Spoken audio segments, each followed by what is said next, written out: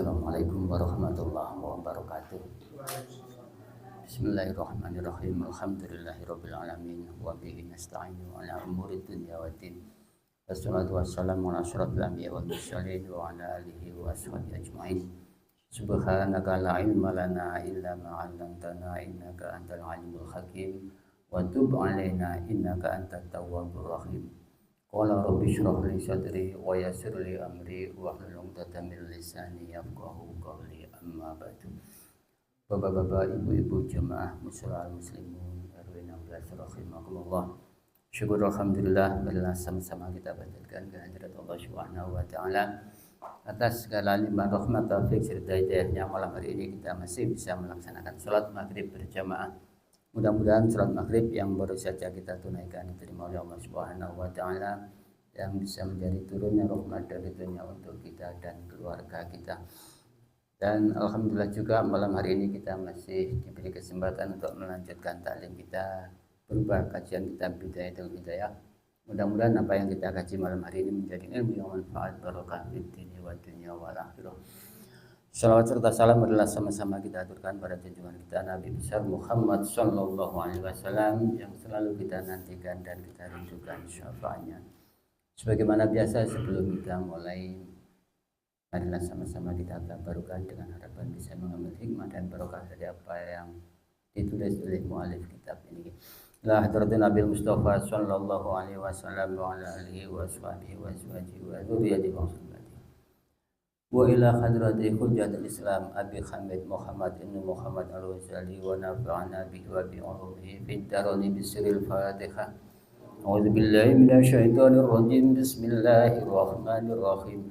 Alhamdulillahi rabbil alamin arrahmanir rahim maliki yaumiddin. Iyyaka na'budu wa iyyaka nasta'in. Ihdinas siratal mustaqim siratal ladzina an'amta 'alaihim ghairil maghdubi 'alaihim waladdallin. Amin. Sebelum kita lanjut, kita review sedikit yang kemarin itu, bahwasanya kita dianugerahi nikmat berupa anggota tubuh itu tidak lain supaya digunakan untuk beribadah kepada Allah Subhanahu wa taala. Kita manfaatkan sebaik mungkin untuk ketaatan kepada Allah, dan jangan lupa bahwasanya apapun yang kita kerjakan dari anggota tubuh itu nanti akan dimintai pertanggungjawaban. Sebagaimana dawuhnya Rasulullah, wa kullukum ra'in wa kullukum mas'ulun an ra'iyatihi. Ini biasa dijadikan nasihat setiap pelantikan pejabat. Tapi setiap itu juga mereka setelah dilantik lupa bahwasanya setiap kalian adalah pemimpin, dari kalian juga nanti akan dimintai pertanggungjawaban tentang yang dipimpinnya. Fakullukum ra'in, setiap kalian adalah pemimpin, wa kullukum, dan setiap kamu mas'ulun akan dimintai pertanggungjawaban an ra'iyatihi, tentang apa yang engkau pimpin atau tentang pertanggungjawaban itu tadi. Kita lanjutkan. Wa'lam, ketahuilah, anna jami'a'adha'ika, sesungguhnya seluruh atau semua anggota tubuhmu, satasyadu, kelak akan menjadi saksi, alaika, atas engkau, fi arasatul kiamati, di pelataran hari kiamat. Maksudnya nanti setelah terjadi kiamat itu akan ada beberapa peristiwa. Jadi tidak hanya yaumul ba'ats, bangkit dari kubur, kemudian digiring kepada mahsyar, kemudian meniti siratal mustaqim, terus dan seterusnya. Jadi banyak peristiwa-peristiwa di hari kiamat. Jadi saat itulah nanti anggota tubuh kita itu akan menjadi saksi. Anna jami'a'adha'ika, sesungguhnya semua anggota tubuhmu, satasyadu, akan, di situ ada huruf sin yang bermakna istiqbal. Satasyadu, akan menjadi saksi, alaika, atas engkau, fi arsatul kiamati, di hari kiamat kelak, bilisanin, dengan ucapan, tolikin, yang lancar, zalikin, yang jelas, fasihin, yakni yang cetha, jelas. Jadi anggota tubuh kita itu nanti apakah itu tangan, kaki, lidah, mata, telinga, itu nanti akan berbicara sesuai dengan apa fungsinya ketika di dunia digunakan untuk apa oleh orang yang diberi amanah tersebut. Mereka itu bicara dengan jelas tafdohuka. Ini kadang kita mencari padannya dalam bahasa Indonesia itu sulit ya. Tafdohuka itu kalau dalam bahasa Jawanya itu melehkan, ngelehke. Apa itu ya? Jadi membuka hakikat dirimu ya. Sebenarnya siapa dirimu itu ketika di dunia ya. Dengan ucapan yang fasih tadi ala ru'usil khalaiqi, di depan seluruh makhluk. Jadi kita nanti ketika dibangkitkan dalam keadaan telanjang katanya ya, sampai Siti Aisyah itu malu ketika diceritai oleh Rasulullah sambil menutup wajahnya. Mengapa kamu Aisyah malu ya Rasulullah, bagaimana nanti kita tanpa busana kalau dilihat orang. Orang di sana tidak akan memikirkan itu lagi Aisyah. Mereka sibuk dengan pikirannya masing-masing. Tidak sempat untuk melihat satu sama lain. Jadi di sana tidak ada larangan untuk melihat. Tapi kalau bisa melihat ya, orang itu sudah nggak mikirkan lagi melihat apa. Mikirkan dirinya sendiri. Bagaimana aku nanti ketika disidang di hadapan ahkamul hakimin ya. Jadi sudah nggak memikirkan itu lagi. Jadi manusia waktu itu benar-benar istilahnya apa yang tepatnya ya, dibuka lah aibnya, kekurangannya siapa sebenarnya diri kita itu di depan seluruh makhluk ya. Qala Allah Ta'ala, Allah berfirman di dalam Al-Quran, yauma tashhadu alaihim alsinatahum wa aydihim wa arjulihim bima kanu yaksibun. Wa qala Allah Ta'ala, al-yauma nahtimu ala afwahihim wa tukallimuna aydihim wa tashhadu arjuluhum bima kanu yaksibun. Ini sudah hafal kita ayatnya gitu. Tinggal bagaimana kita memahaminya kemudian mengamalkannya. Kalau kita sudah paham artinya, tentunya kita akan lebih hati-hati lagi dengan anggota tubuh yang kita miliki, yang tidak lain merupakan amanah dari Allah. Yang pertama, yauma tashhadu, pada hari menyaksikan alaihim atas engkau alsinatahum, lidah-lidah mereka. Di situ yaumanya tidak ada alnya. Kemudian di surat Yasin al yauma nahtimu, yang pertama tadi di surat Nur ya. Surat ke-24 ayat 24. Jadi kalau di dalam Al-Qur'an ada kutipan kemudian ada dua angka double itu, yang di depan itu menunjukkan nomor urut surat, yang berikutnya adalah ayatnya ya. Jadi di situ surat ke-24 ayat 24 surat An-Nur, Allah berfirman yauma tasyhadu, di situ tanpa al artinya masih isim nakiroh, berlaku umum ya. Makanya maknanya pada hari itu, pada hari ya.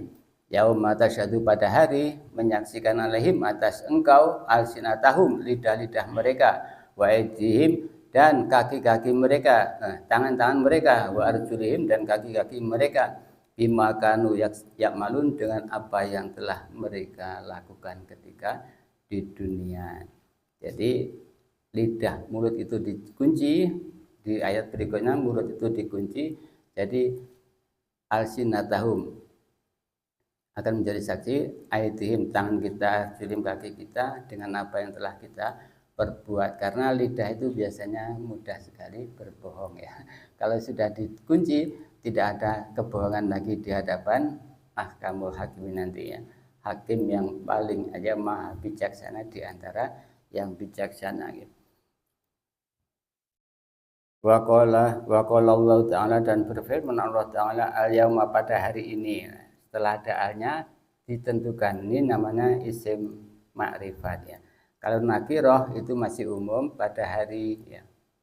Kemudian kalau ini pada hari ini sudah tertentu karena di situ sudah ada al ya. Al itu menunjukkan tanda isim ma'rifat.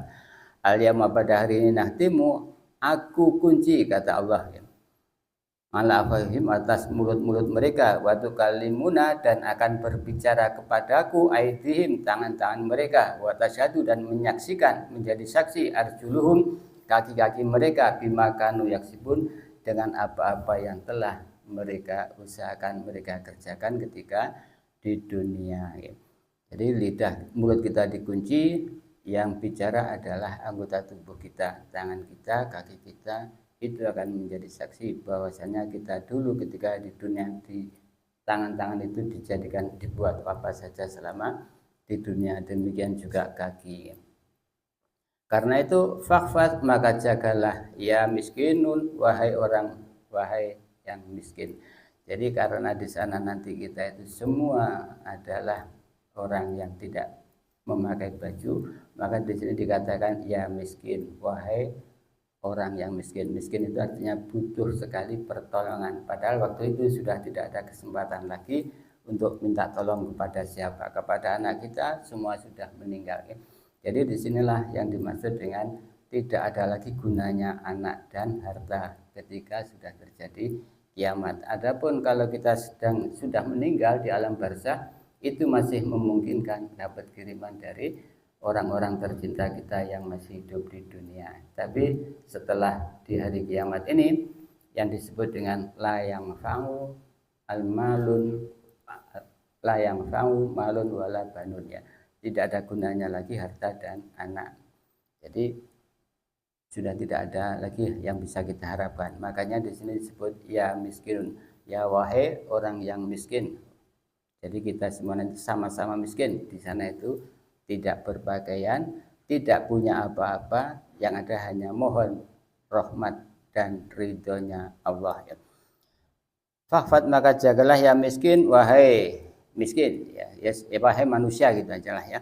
Jami'a badanika, seluruh badanmu, khususnya a'du'aka sab'ati, anggota tubuhmu yang 7. Karena itu di sini disarankan kita supaya menjaga fakhfat ya miskin, jami'a badanika, seluruh badanmu, khususon a'du'aka sab'ati, khususnya anggota tubuh yang 7 ini, ya. Mengapa? Fa inna jahannama, karena sesungguhnya neraka jahanam, laha bagi jahanam sab'atu abwabin, ada 7 pintu. Jadi ternyata neraka jahanam itu disiapkan, di situ ada 7 pintu, yang masing-masing pintu diperuntukkan untuk anggota tubuh yang 7 ini. Jadi satu pintu khusus untuk mata kita, satu pintu untuk tangan kita. Ya, mudah-mudahan Allah selalu menjaga kita saat kelak bisa dihindarkan dari pintu-pintu ini. Kita tidak ingin masuk pintu-pintu ini, walaupun dipersilakan kalau bisa jangan, ya.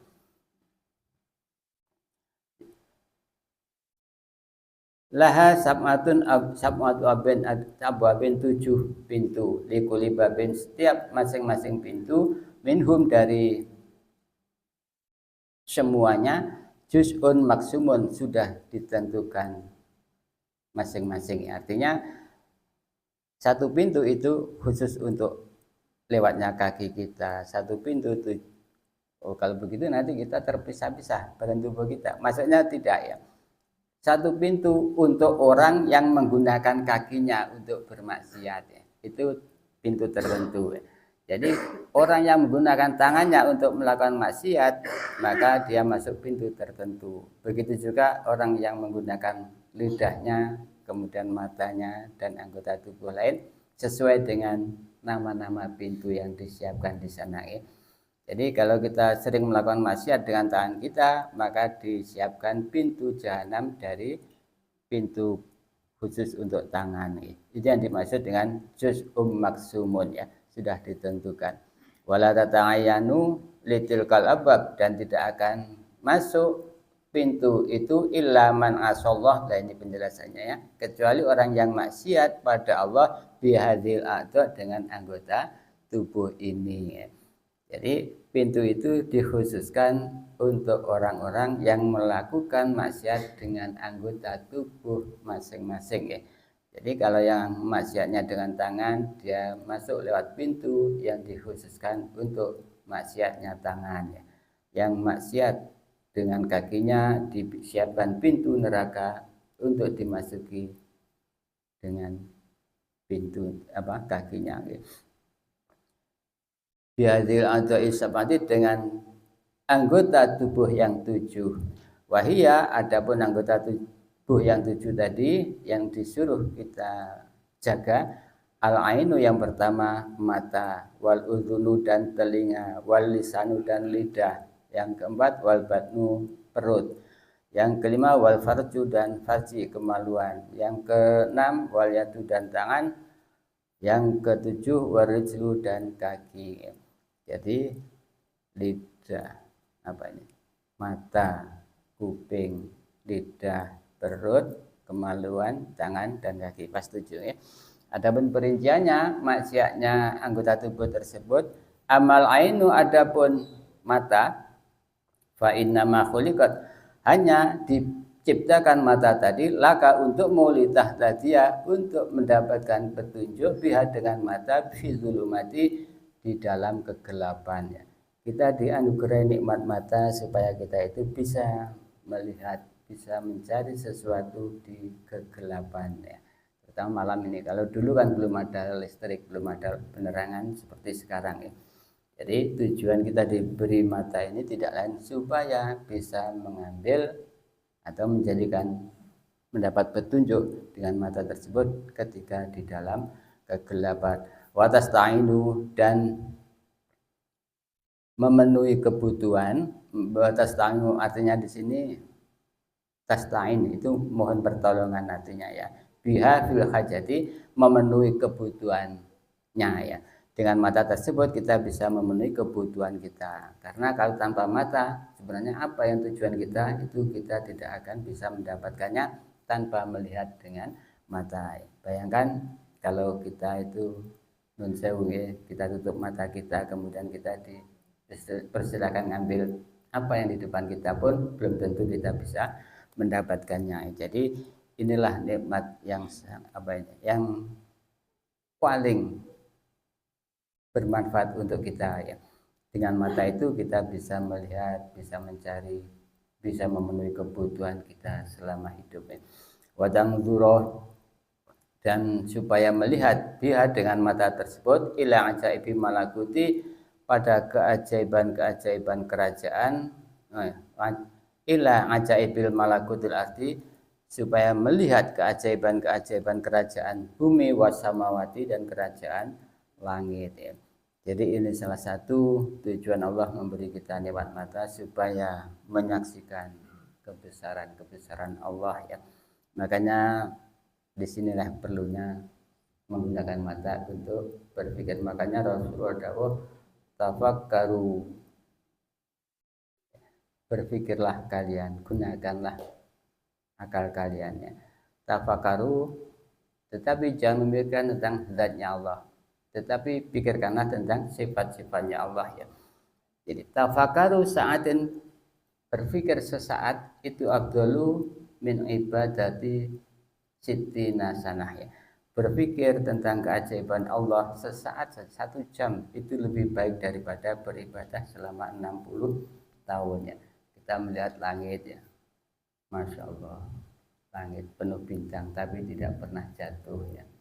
Begitu kita melihat bulan beredar dengan orbitnya juga tidak saling berbenturan. Kemudian kita lihat sekeliling kita ya, ini yang di bumi ya, bunga kemudian berbuah, kemudian runtuh, kemudian gugur daunnya, tumbuh lagi, dan seterusnya dan seterusnya. Ini salah satu keajaiban-keajaiban kerajaan Allah di langit dan di bumi. Wa ta'tabiru, dan ambillah pelajaran, ibarat bima fiha, dengan apa-apa yang ada di langit dan di bumi, minal ayati, dari beberapa tanda-tanda kekuasaannya Allah.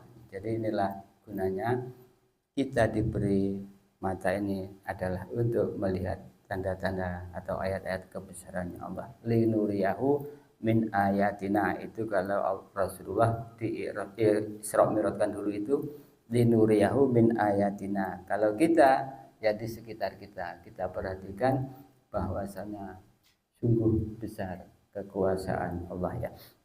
Karena itu fahfat, maka jagalah ayat ya. Mestinya anggota tubuh ini ya, rujuknya kepada anggota tubuh ya, pada mata khususnya. Fahfaz ya, maka peliharalah, jagalah, an arba'in, mata tersebut, an arba'in, dari 4 perkara. Jadi jagalah mata kita dari 4 hal ini ya. Antang zuro, untuk melihat dia dengan mata, ila ghairi mahramin, pada perempuan yang bukan mahram ya. Yang pertama terutama untuk bapak-bapak, tapi juga untuk ibu-ibu ya, supaya menjaga pandangan kita kepada orang yang lain jenis ya. Di situ dijelaskan di penjelasannya ajnabi artinya yang orang lain, bukan family. Antang duro, jagalah untuk melihat biha dengan mata ila ghairi mahramin pada selain mahramnya, au ila surati malihatin atau melihat gambar-gambar yang indah bisyahwati nafsin dengan nafsu syahwat ya. Melihat gambar-gambar yang menarik syahwat, gambar-gambar apa parno ya. Hendaknya kita hindari. Itulah salah satu di antara kita diberi mata supaya menghindari dari hal itu.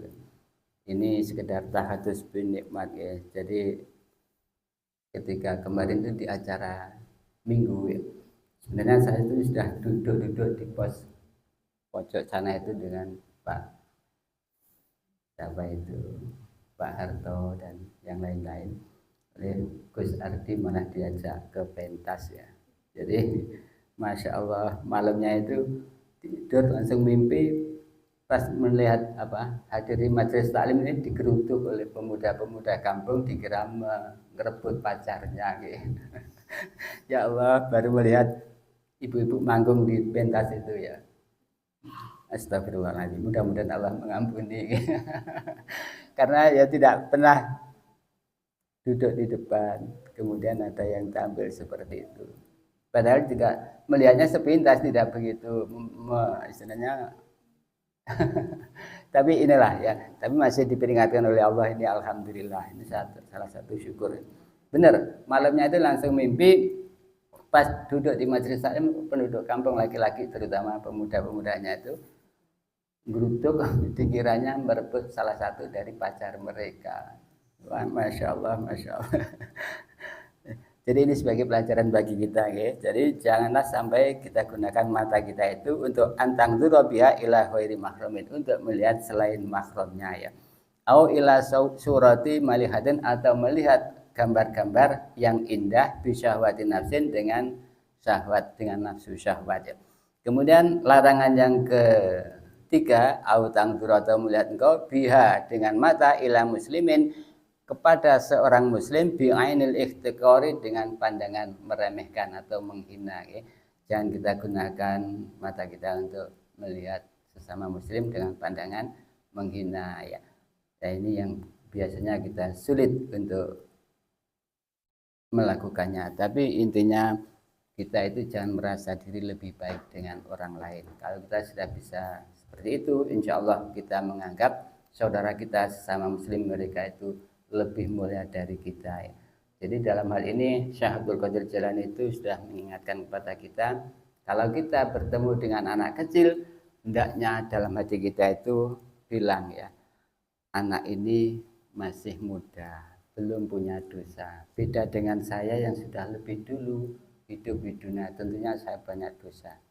Kemudian kalau ketemu orang yang lebih tua, bapak ini sudah dihadirkan di dunia lebih dulu dari saya. Tentunya bapak ini sudah lebih banyak amal ibadahnya dibanding saya yang belum melakukan apa-apa. Demikian juga kalau ketemu orang yang berbuat jahat, katakanlah preman, kita hendaknya dalam hati kita mikir ya, orang ini melakukan maksiat karena dia tidak tahu. Sementara aku, kalau aku melakukan maksiat dan kepengetahuanku, maka tentu aku akan lebih besar dosaku.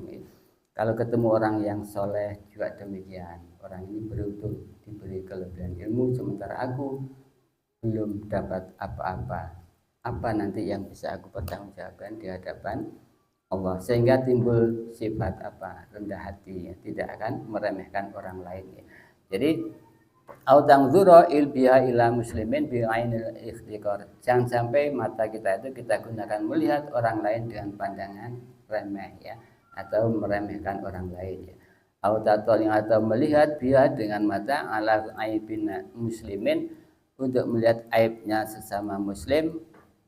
Jadi jangan sampai ya kita gunakan mata kita untuk mencari-cari aibnya saudara kita sesama muslim, kemudian kita sebar-sebarkan pada orang lain ya.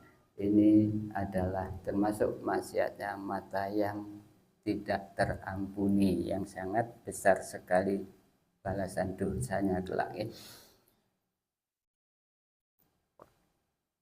Wallahu a'lam bishawab. Amal udhunu dan seterusnya insyaallah kita lanjutkan besok ini. Tentang ini maksiatnya badan, mungkin ada yang ingin dipertanyakan, monggo.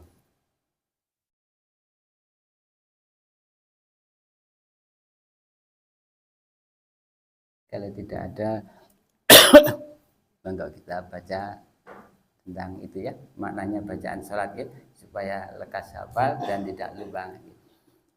Kemarin terakhir at-tahiyat ya. Monggo kita ulang, nanti kita lanjut dengan yang lain. Bismillahirrahmanirrahim. At-tahiyatul mubarakatus sholawatut thayyibatu lillah. Segala kehormatan, keberkahan, kebahagiaan dan keberkahan semata-mata milik Allah ya. Kemudian assalamu alayka ayyuhan nabiyyu wa rahmatullahi wa barakatuh ya. Keselamatan atau kesejahteraan sama ya. Keselamatan atas engkau wahai nabi, begitu juga rahmat dan barokahnya Allah. Tapi lebih enak digabung saja ya. Keselamatan atau kesejahteraan, rahmat dan berkahnya Allah atas engkau wahai nabi ya. Assalamu alayka ayyuhan nabiyyu wa rahmatullahi wa barakatuh. Keselamatan atau keberkahan, kesejahteraan sama ya, sak kerso. Mau pakai keselamatan monggo, kesejahteraan sama ya. Kesejahteraan, kebahagiaan, keberkahan atas engkau wahai nabi. Sekali lagi ya. Assalamu alayka ayyuhan nabiyyu wa rahmatullahi wa barakatuh. Kesejahteraan, kebahagiaan, keberkahan atas engkau wahai nabi. Assalamu alayna wa ala ibadillahis sholihin. Kesejahteraan atas kita dan atas hamba-hamba Allah yang soleh semuanya. Assalamu alayna wa ala ibadillahis sholihin. Kesejahteraan atas kita dan atas hamba-hamba Allah yang soleh ya. Jadi setelah itu malaikat itu bersaksi. Jadi ketika Rasulullah sowan ke hadirat Allah, matur at-tahiyatul mubarakatus sholawatut thayyibatulillah, fakaan nama haja wa tamaro. Kita seperti orang yang sedang haji dan umroh. Kemudian setelah membaca assalamu alayka, itu seakan-akan kita sowan ke hadapan Nabi. Kemudian assalamu alayna itu diibaratkan kita seakan-akan telah sowan kepada kekasihnya Allah, wali-wali Allah seluruh dunia. Jadi setelah Nabi menjawab seperti itu, baru malaikat itu percaya Muhammad ini benar-benar rahmatan lil alamin, tidak mementingkan dirinya sendiri, tetapi yang dimintakan kepada Allah juga seluruh alam. Makanya malaikat bersaksi, asyhadu alla ilaha illallah wa asyhadu anna muhammadar rasulullah. Nah ini apa semua ya? Aku bersaksi bahwa tidak ada Tuhan selain Allah, dan aku bersaksi bahwa Muhammad utusan Allah ya. Adapun pemakaian Sayyidina di dalam sholat sakerso, dipakai monggo, tidak dipakai monggo. Adapun larangan, katanya ada hadis la tusolli la apa itu? La tusolli fi sholati, itu katanya hadisnya apa istilahnya? Dhaif ya. Jadi memakai Sayyidina, la tu sayyiduna ya. La tu sayyiduna fi sholati ya. Jadi jangan memakai kata sayyidina di dalam sholat, itu katanya hadisnya dhaif. Jadi intinya tidak ada larangan memakai sayyidina monggo, tidak memakai monggo. Jadi tidak ada masalah, tidak perlu diperdebatkan. Jadi pas membaca Allahumma sholli ala sayyidina Muhammad, baik ya. Tidak memakai sayyidina juga enggak masalah ya. Allahumma sholli ala Muhammad wa ala ali Muhammad. Tapi kalau yang sudah dari awal kita belajarnya memakai Sayyidina, lanjutkan saja, nggak apa-apa. Seandainya tidak memakai Sayyidina juga tidak mengurangi keabsahan sholat kita. Ya. Datu Sayyiduni fi sholah, itu katanya hadisnya dhaif. Jangan kau sayyid-sayyidkan aku di dalam sholat. Karena itu sering jadi pertanyaan di kalangan masyarakat kita. Jadi ini tadi bacaan sholat sampai tahiyat awal, tahiyat akhir ya, sampai di situ. Kemudian salawat Ibrahimiyahnya insya Allah kita lanjut besok maknanya. Tapi intinya yang harus dibaca itu adalah ada 5, yaitu takbiratul ihram, Fatihah, kemudian tahiyat akhir, salawat Nabi dan salam. Adapun yang lain seandainya kita tidak baca pun sah sholat kita, cuma mengurangi keutamaannya. Ya. Moga kita tutup dengan kafaratul majelis. Bismillahirrahmanirrahim. Subhanakallahumma wa bihamdika asyhadu an la ilaha illa anta astaghfiruka wa atubu ilaik.